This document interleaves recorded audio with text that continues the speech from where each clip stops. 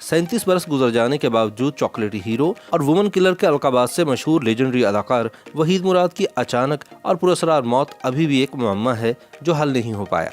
बाज़ लोगों का कहना है कि हालात की सितमज़रीफ़ी से तंग आकर वहीद मुराद ने 23 नवंबर सन 1983 को कराची में अपनी मुंह बोली बहन बेगम मुमताज़ अयूब के घर खुदकुशी की थी।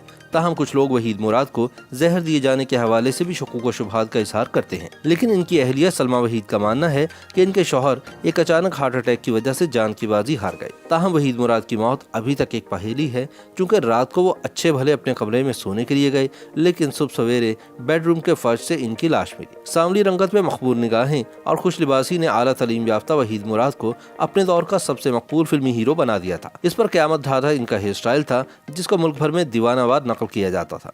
वहीद मुराद को इसलिए वुमन किलर भी कहा जाता था। वह जिस लड़की की तरफ आंख भर कर देख लेते वह आंखें झपकना भूल जाती थी। वहीद मुराद ने 124 फिल्मों में काम किया, जो आज भी बॉलीवुड का असासा है।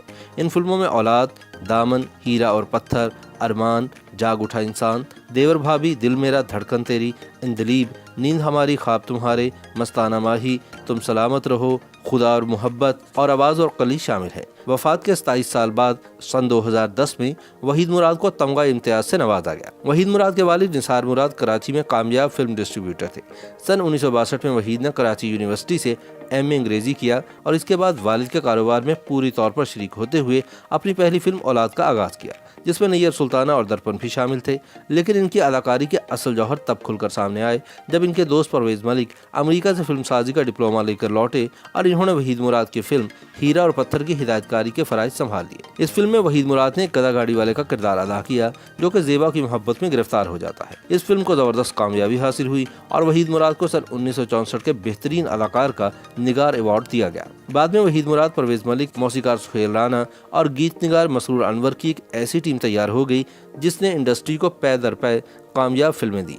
पाकिस्तान की फिल्मी सनत में सन 1960 और सन 1970 की दिहाइयों को बजा तौर पर वहीद मुराद का ज़माना करार दिया जा सकता है। अगरचे इस दौर में संतोष, दर्पण, सुधीर, एजाज, हबीब और बाद में मोहम्मद अली और नदीम ने भी अपनी अदाकारी के जौहर दिखाए, लेकिन इनमें से कोई अदाकार भी वो अफसानवी हैसियत ना हासिल कर सका जो वहीद मुराद के हिस्से में आए। वहीद मुराद को ना तो स्टूडियो पहुंचने के लिए कभी बसों और रिक्शों में धक्के खाने पड़े और ना ही काम मांगने के लिए डायरेक्टरों और प्रोड्यूसरों के दर पर हाजिरी देनी पड़ी। वो तो सोने का चम्मच मुंह में लेकर पैदा हुए थे और अपने वालिद की बदौलत 20 बरस की उम्र में ही फिल्मों के तकसीमकार बन चुके थे। 23 बरस की उम्र में वो हीरो की शोहरत का मजा चख चुके थे और 28 साल की उम्र में इन्हें पाकिस्तान की पहली प्लेटिनम जुबली फिल्म के कहानीकार, हीरो और प्रोड्यूसर होने का एजाज मिल चुका था। वहीद मुराद के उरूज की कहानी जितनी दिलचस्प है, इनके जवाल का किस्सा भी इतना ही इबरत अंगेज है। वहीद उन लोगों में से थे जिन पर किस्मत की देवी मेहरबान भी बहुत तेजी से हुई और नामेहरबान भी।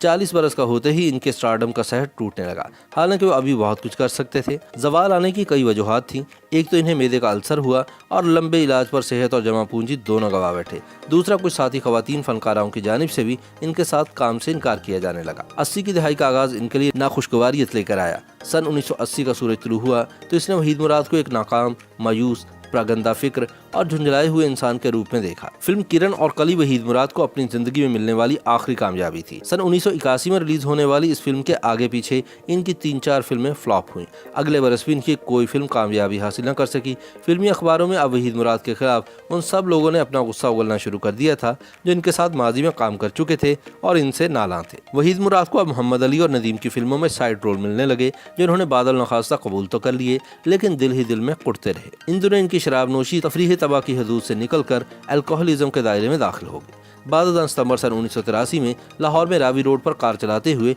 इनका एक खौफनाक एक्सीडेंट हुआ, जिससे इनके चेहरे पर शदीद चोटें आईं। वह महीनों अस्पताल में रहे। इनका खूबसूरत चेहरा पहले की तरह तरोताज़ा और दिलकश न रहा और फिल्म की बनावटी दुनिया ने इनसे मुंह मोड़ना शुरू कर दिया।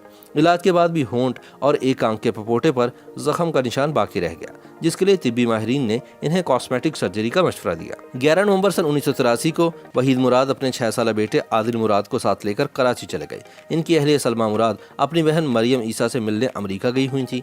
कराची में वहीद के 2 फ्लैट थे, लेकिन ये डिफेंस सोसाइटी में अपने मुंह बोली बहन बेगम मुमताज़ अयूब के घर ठहरे।